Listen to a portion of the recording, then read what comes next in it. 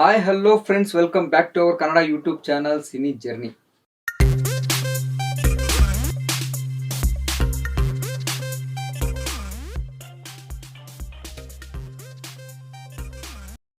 ಅವತಾರ ಪುರುಷ 2 ಥಿಯೇಟರ್ಗೆ ಬರೋದಕ್ಕೆ ಲೇಟ್ ಆಗಿದ್ದು ಯಾಕೆ? ಮತ್ತೆ ಸಿಂಪಲ್ ಸುನಿ ಹಾಗೂ ಶರಣ್ ಅವರ ಕಾಂಬಿನೇಷನ್ ಸ್ಕ್ರೀನ್ ಮೇಲೆ ವರ್ಕೌಟ್ ಆಗುತ್ತಾ?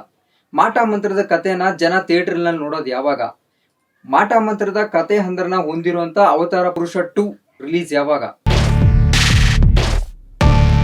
ಮಾಟ ಮಂತ್ರದಂತ ಕತೆ ಹಂದರನ ಹೊಂದಿರುವಂತ ಅವತಾರ ಪುರುಷ 2 ಸಿನಿಮಾನ ಜನರು ಥಿಯೇಟರ್ ನೋಡೋದು ಯಾವಾಗ? ಇದು ರಿಲೀಸ್ ಡೇಟ್ ಫಿಕ್ಸ್ ಆಯ್ತಾ? ಇದೆಲ್ಲದ್ರ ಬಗ್ಗೆ ಒಂದು ಸ್ಟೋರಿ ಇದೆ, ಹ್ಯಾವ್ ಎ ಲುಕ್.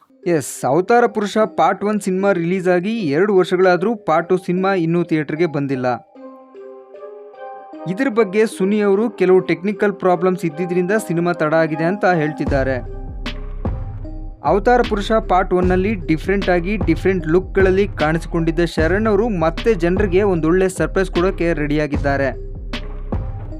ಸಿಂಪಲ್ ಆಗಿ ಎಲ್ಲ ಸಿನಿಮಾಗಳ ಮೂಲಕ ಗಮನ ಸೆಳೆಯೋ ಸಿಂಪಲ್ ಸುನಿ ಅವರು ಈ ಸಲದ ಮಾಟ ಮಂತ್ರದ ಕತೆ ಹೇಗೆ ಸಕ್ಸಸ್ ತಂದುಕೊಡುತ್ತೆ ಅಂತ ಕಾದು ನೋಡಬೇಕು.